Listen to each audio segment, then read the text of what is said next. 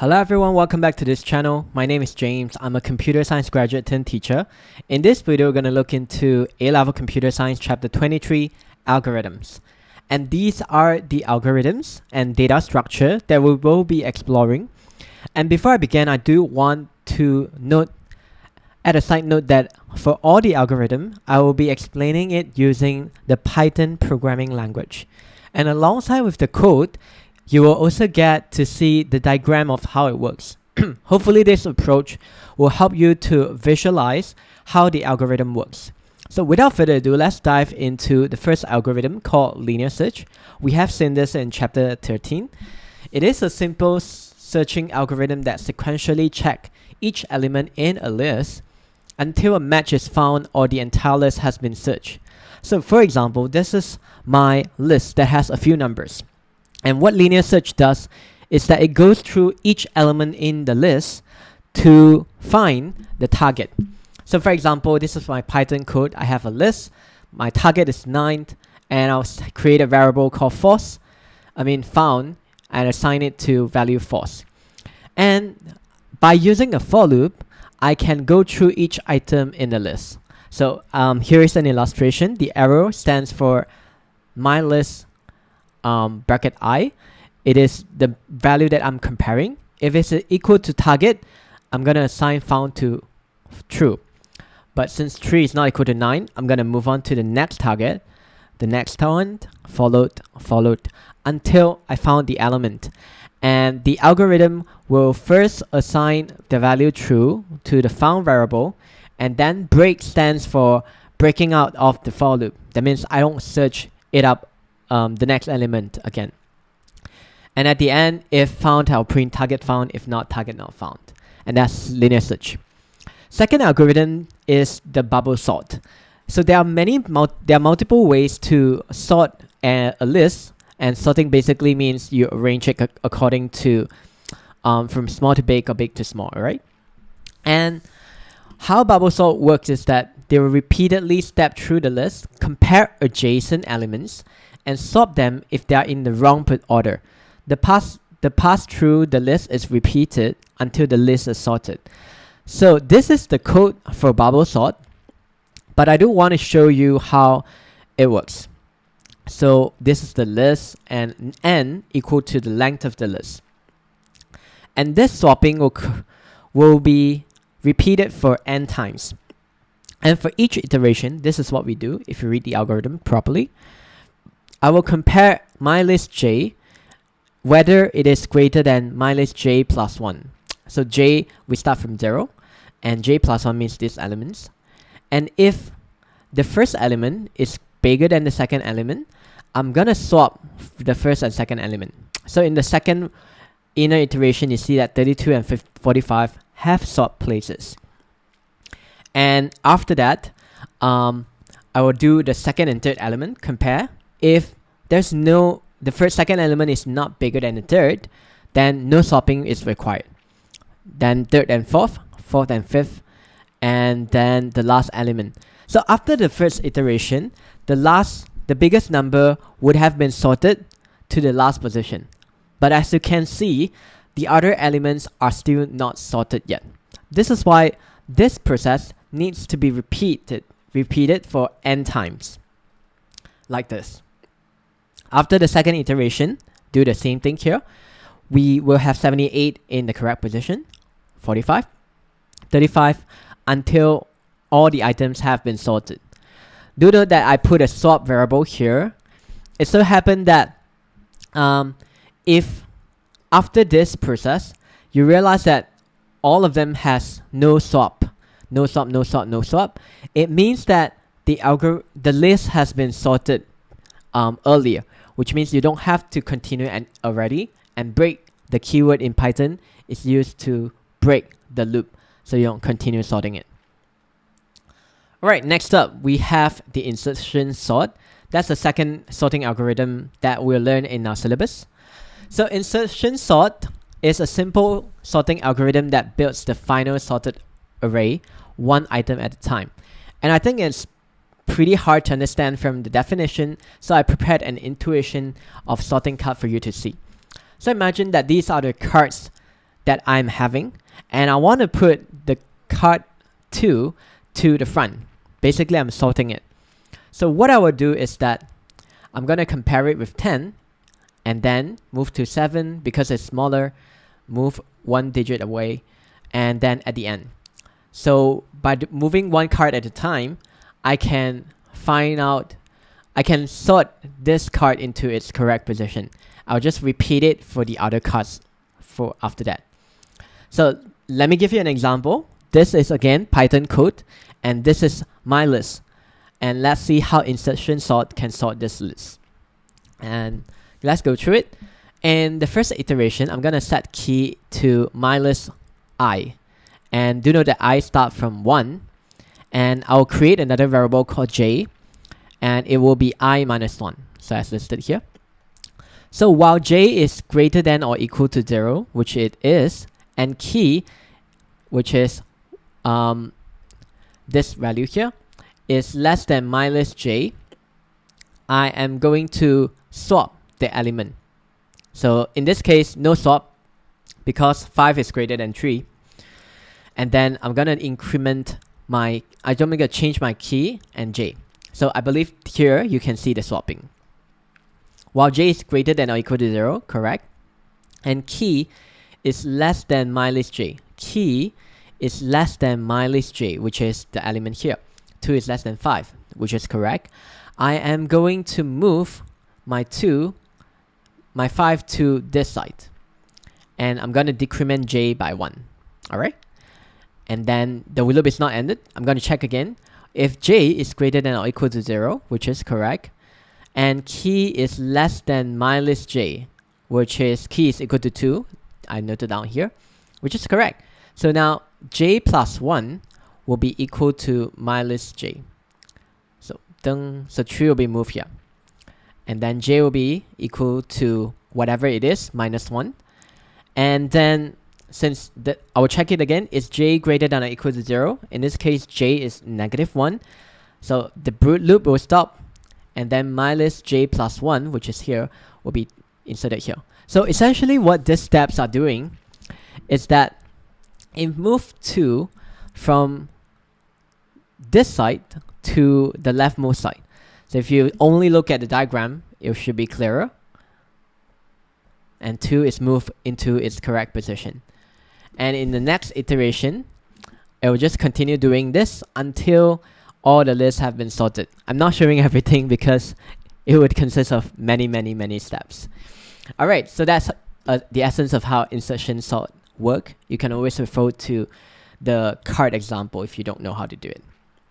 Now, the next algorithm is the binary search algorithm. Its purpose is the same as linear search, but it is a lot more effective. So it is a fast search algorithm that finds the position of target value within a sorted list. Alright, the list has to be sorted for binary search to work. Let me show you why. Imagine that this is a sorted list and my target value is 64. If you use linear search, you would have to go through each item one at a time. But binary search is simple. First, you assign a low and high value at each side of the list. And then while low is less than or equal to high, which is correct, low is less than high, I'm going to create a mid variable, which is equivalent to low plus high divided by 2. So I'm going to check if my list mid, which is 25, greater than is equal to my target, I'm going to set found. I found my target. But in this case, it is not. 64 is bigger than that. I'm going to check if my list mid is less than our target value, which is true. It's less than 64. So I'm going to move low to mid plus 1. So 3, 2, 1, go. You can see that low has been moved here. And then I'm going to repeat the loop again. Is low less than high? Correct. I'm going to set mid equal to low plus high equal to 2, which will give me 4 plus 6 divided by 2, 5, 64. And if my list mid equal to target value, which is correct, or print found, item found. So essentially at each iteration, we reduce the search space by half. And in this case, it will help us to find the value very quickly. much quicker than linear search. And the only downside is that it only works in a sorted list. It has to be sorted, otherwise comparison cannot be made. Now, next up, abstract data types. Let's take a break from algorithm and look at data type. And it is a theoretical model defining a data structured behavior and operations independently of its implementation detail. We have stacks, queues, and linked lists. We have learned this in chapter 13. So we will now look into how to create them using coding, Python. So let's start with linked list. It is a linear data structure where elements known as node are connected via pointer, each node containing data and a reference, which is the pointer to the next node in the sequence. And we're going to look into how to create a linked list, insert a node, find an element, delete a node, access all the nodes using the Python programming language. So let's move on to it. Creating a linked list. So to create a linked list, you need something called a class in Python, which is also known as record data type. So this class has two items, data and pointer. And we'll create a linked list with 5 nodes. Let's do it. First of all, I'm going to create a node data type and then assign it to head. And current node will be assigned to head as well. So in other words, this stands for head and current node is also pointing at it. And for I in range 4, so I'm going to start from 0, I is 0. And new node, I'm going to create a node. And this is the second node. And current node, which is this, dot data is going to be equal to I times 2. So this data column will be assigned to I times 2, 0 times 2, which is equal to 0. And current node dot pointer, look, this is the key to creating a linked list. Current node dot pointer, which is the point of view, I'm gonna assign a value of new node to it. In other words, I'm linking the second node to the first node. And then my current node will be now equal to the new node. And if I were to continue this process, I'm going to create a new node again. And current node dot data, it will be equal to 2 because I is now 1. And current node dot pointer will be pointing to the new node, and current node will be equal to new node. And in this case, you might be wondering, why are we putting 0, 2, and none into the data? Actually, you can put any items. So what we want to focus here is just how to create this linked list that looks like this. And the essence, I believe, is the dot pointer thing. If you're not sure how to do it, you might want to look up how to write classes in Python. Alright, if you continue the algorithm, this is what you'll be getting. The data and pointer pointing to the next node. So insert a new node into an ordered linked list.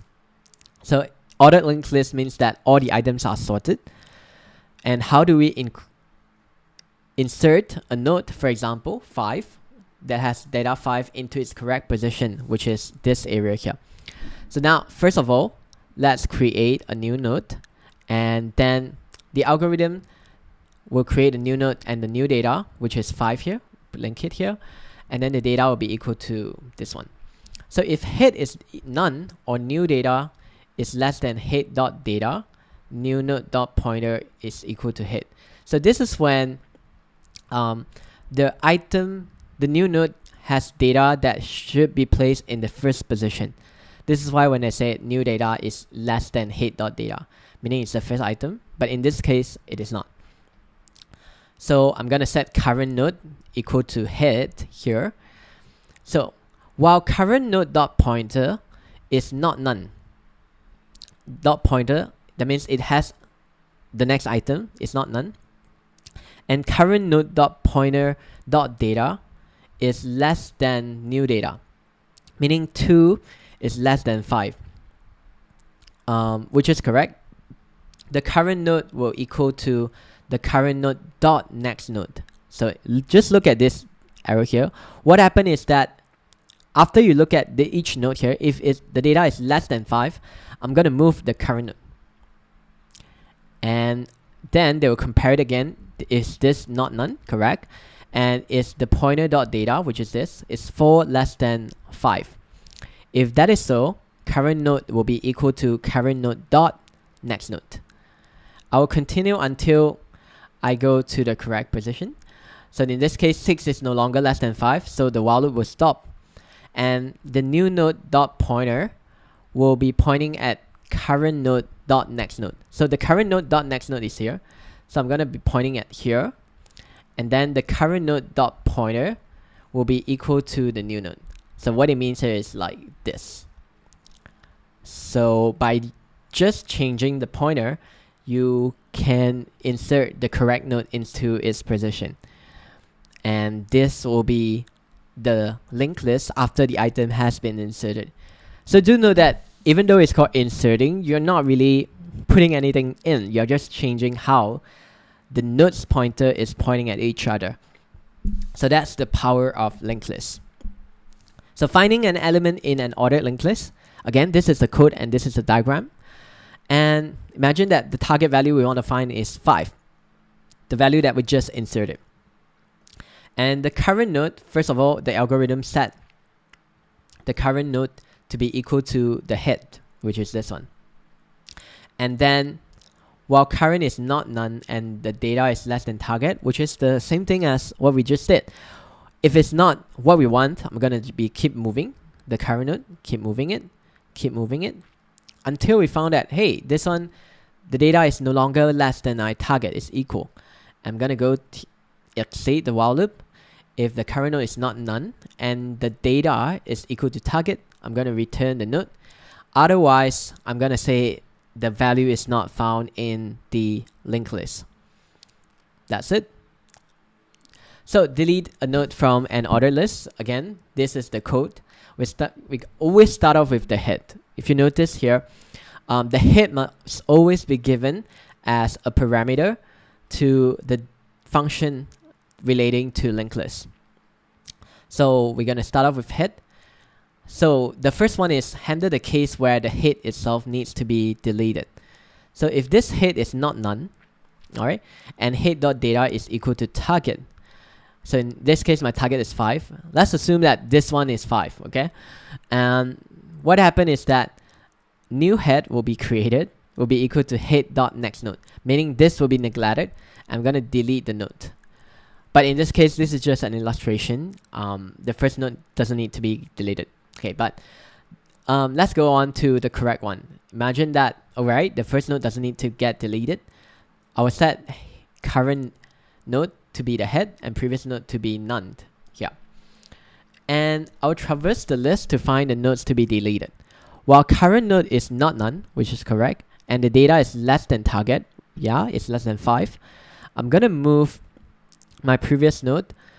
So from here, previous node will be pointing at this direction, this node, and current node will move 1 space forward. Alright, I'm going to keep moving it until current node.data is equal to, it's less than the target. And once it's fine, we'll break out of the while loop. And then if current node is not none, which is correct, and data is equal to target, I'm going to, so that's when previous node comes in. The previous node dot next node will be directly connected to the current node dot next node. So see 1, 2, 3. And then the current node will then be deleted. Again, the point here is also by changing where the node is pointing to, we will have deleted an item, a node. So this is how it works. So once you have deleted, then you can return the head. Alright, access all nodes stored in the linked list.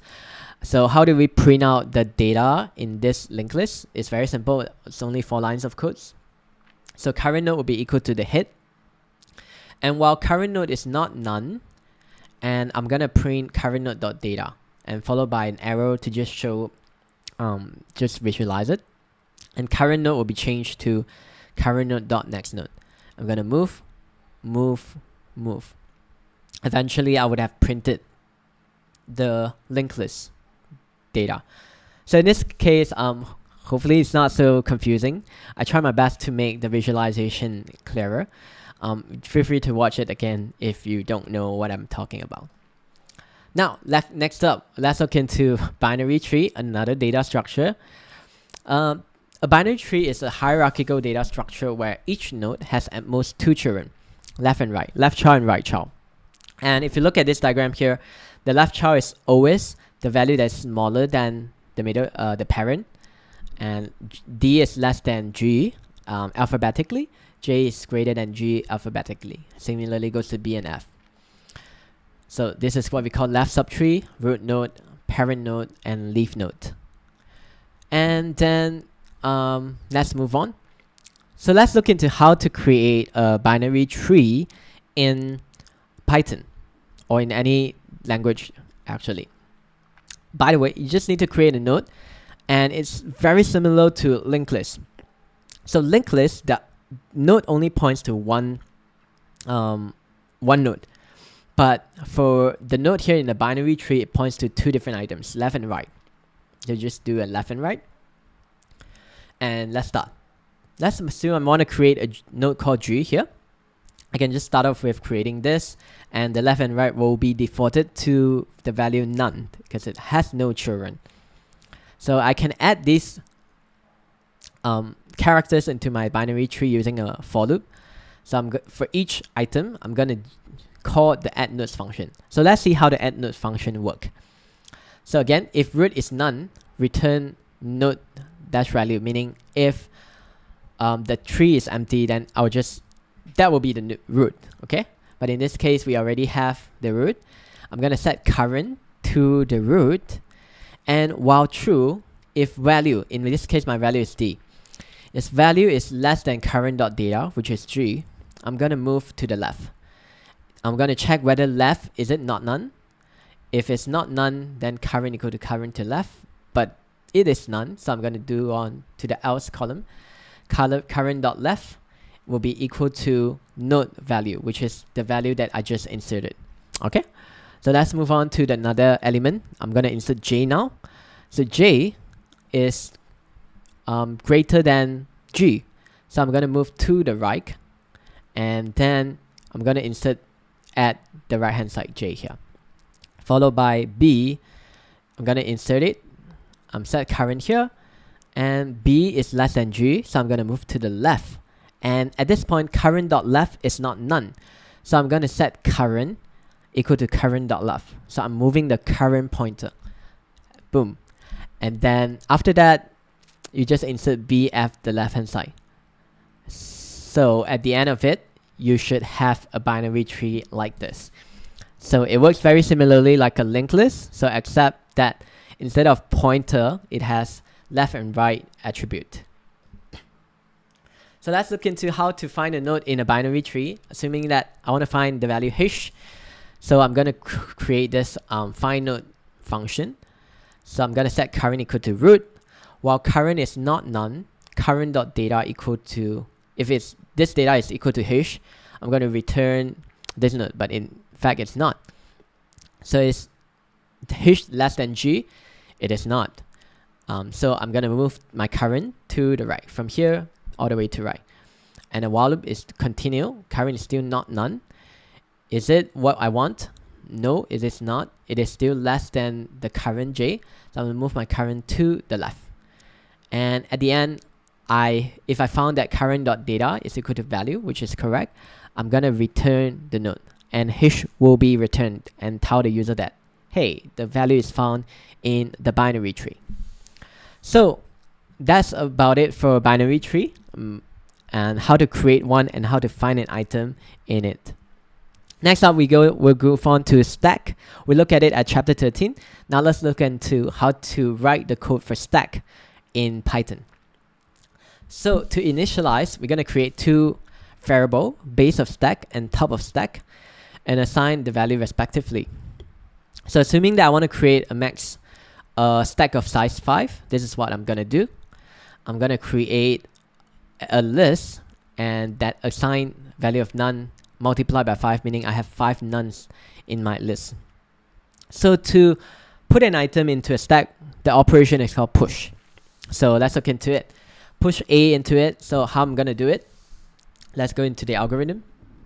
If top of stack is less than max stack size minus 1, which is correct, negative 1 is less than 5 minus 1, I'm going to move top of stack one step upward and put my item into my stack dash bracket top of stack. I'm going to put A here. And when I'm inserting Z, it's the same thing. Move my top of stack and then put Z here. And C, top of stack, put C here. And that's how you put something into a stack. So, but what about taking something out? Remember, stack works in the first in, last out operation. So if I put A first, it's gonna be the last one to be taken out. So the way to take something out from a stack is called pop. And let's look into how pop works. So I'm gonna pop C out. If top of stack is greater than -1, which is correct, meaning there is something in the stack. In this case, I'm checking whether something is inside the stack. Item is going to be equal to my stack top of stack, and top of stack will be reduced. So I'm going to moving the pointer from here to indicate what is the new top of stack item. And I'm going to return item. So by the way, this one, we are not deleting it because whenever you insert a new item, this will get updated. So that's stack. And let's look into how queue works. Queue works in the opposite direction. Opposite way of stack. It works in a first in, first out fashion. So, in queue, we need two pointer: the front of queue pointer and the end of queue pointer, as illustrated. And I'm creating a number in queue, meaning how many items do I have in the queue, and what is the max queue size. And this is important for operations later. So let's add Z into the queue. So I'm gonna do if number in queue less than max queue size. So this is checking is important to make sure that we don't add item into a queue that is already full. So it's, in this case, it's not full. End of queue pointer, whenever I want to add something, I'm gonna move my end of queue pointer first. And if end of queue pointer greater than max queue size, end of queue pointer equal to 0. What does this actually mean? This is when the concept of circular queue comes in. So I created an example here. So imagine this is my queue content, and I want to add item to the queue. As you can see, there's still one spot, but the end of queue pointer is already at the last index here. So what happened is that they are checking if end of queue pointer, which is this one, is greater than max queue size. So greater than the queue size 1, 2, 3, 4, 5, 6, greater than 6. I'm gonna be setting the end of queue pointer to 0, meaning it's a circular queue. So instead of putting into the next queue 6, I'm gonna set it as 0 to move the end of queue pointer to the first position. And that's another strength of a queue, is that the end of queue doesn't need to be in the last position of the list. So which is here. So this is where the end of queue pointer comes in. So in this case, we still do not need that. So I'm just showing you the edge case of this algorithm. So I'm going to put Z into my queue end of queue pointer, and number in queue will be updated to 1 to indicate that there's one item in the queue. So let's move A into the same the queue is the same thing. We move the end of queue pointer and put A into it. Number of queue incremented by 1. So remove from queue is another steps. So because I put Z and A, so the first item I'll be taking out is Z. So let's see how we can take it out. First, I will check whether the queue is empty. If not, I'm gonna be taking the item out, which is Z. Take the front, basically take whatever item that's in the front of queue pointer, and number of queue will be decremented by 1.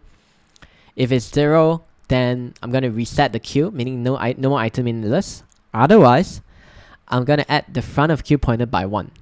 So now A is gonna be at the front of queue pointer, and then front of queue pointer greater than max queue minus 1. Front of queue pointer equals 0. This is another edge case, which is also relating to the circular queue. So hypothetical scenario. Imagine that I want to take out F. F is taken out. Alright? And then instead of moving the pointer, front of queue pointer to the next object, I can move it to the back, setting it to 0. So this is how it works. Moving the front of queue pointer, which is an example here. And then that's about it for stacks and queue. I try to show as many edge cases as possible, and hopefully you get an understanding of how you can implement it in code. Now, next up, we have the graph data structures. And a graph is a structure of vertices and edges used to model relationships and solve various algorithmic problems. If you remember in chapter 22 AI, we talk about the shortest path problem. And that's, in that case, the graph data structure is involved. And we have three types of graph. Unweighted graph, which only shows how one node is related to each other. They can be used to model, for example, London Underground map, alright?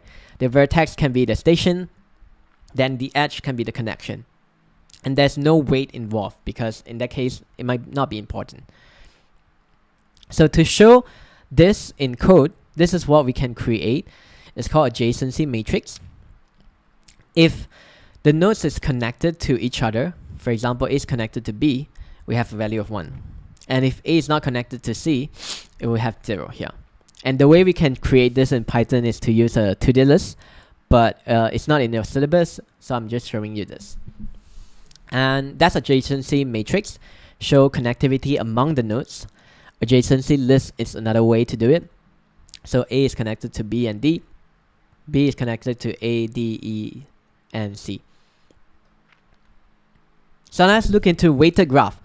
It is the same thing, except that each edge is now given a label. It can be used to represent distance or any value that you want to model relationship on. So if an object is not connected to another, let's say A is not connected to C, the value infinity will be given to it instead of 0. Alright, so that's the same thing. Show connectivity. A to B is 3, so I'm going to put 3 here. And adjacency list is the same thing with the weight. So the third thing is the weighted and directed. So if you see here, A and B, they are connected, but the direction is not specified. You can create directional graph like that, and the weight of each direction can be different. Alright, so that's how you represent it in adjacency matrix. Say, for example, D connecting to A is 5. So 5 is given here. Alright, and this is how you create adjacency list. And that's about it for graph. There are actually more operations if you study a data structure in a university course, but in this case, this is what you need to know. So next up, another data structure, hash table. This one is simple. So a hash table, again, it uses lists, but the way we put data into it is that we use hashing. The hash algorithm will efficiently map keys to specific location using a hash function. Let me give you an example. Assuming that my function is to take the length of the name and then divide it by 10 and get the remainder. And that will be the index which I put the names. So let's start off with John. John, the name John has a length of 4. And then if you divide by 10, you'll get remainder of 4. And 4 will be the value, the output value that the hash function produces. And I'm going to put John into index number 4. Alice has length of 5. So I'm going to put Alice into index number 5. And Alexander the Great, it has length 17. So I'm going to put 17 into here. And it looks simple until a collision appears. And what if I have Tommy? And if you put Tommy into the hash function, you get 5. But in index 5, Alice is already there. This is what we call a collision. And there are multiple ways to resolve a collision. First way is to create a linked list for collision with start pointer at the hash address. So we can create a linked list inside this list. Just connect Tommy to Alice. The second way, use overflow areas. All collisions are stored in separate overflow area, known as clash hashing. Basically, I put Tommy in another place by Tommy. And next one is to use neighboring slot. Perform a linear search from the location which collision appear and find an open location. So that's how to do it in Python. And then I'm gonna go through it because I already go through it in the previous slide. Now, next up, the another data structure we have is called dictionary. So how dictionary work, I have a physical one. You have key, and the value stands for the explanation of that word, dictionary. And in Python, this is how you can create a dictionary. You have key here. Let's say you create a student info dictionary. You can create a key name and put in the value and to the key. And then if you want to find out the name of this student info, you just write student info square bracket and put in the key of it, and then the value inside the key will be printed. And the way to modify a value is very much similar to how you modify a value in a list too. So add a new key value pair, etc., and print the updated dictionary. So feel free to put this code into your IDE and try to experiment with it. And that's it for dictionary. Last part of the lecture is called Big O notation. And this is not an algorithm or a data structure. It's just a way to express, in this case, the upper bound complexity of an algorithm in terms of its input size, simplifying the comparison of algorithmic efficiency. So now we have learned many different algorithms, but there needs to be a way for us to evaluate which algorithm is more efficient as input size grow. Meaning, what is the relationship between input size and the time needed to run the algorithm?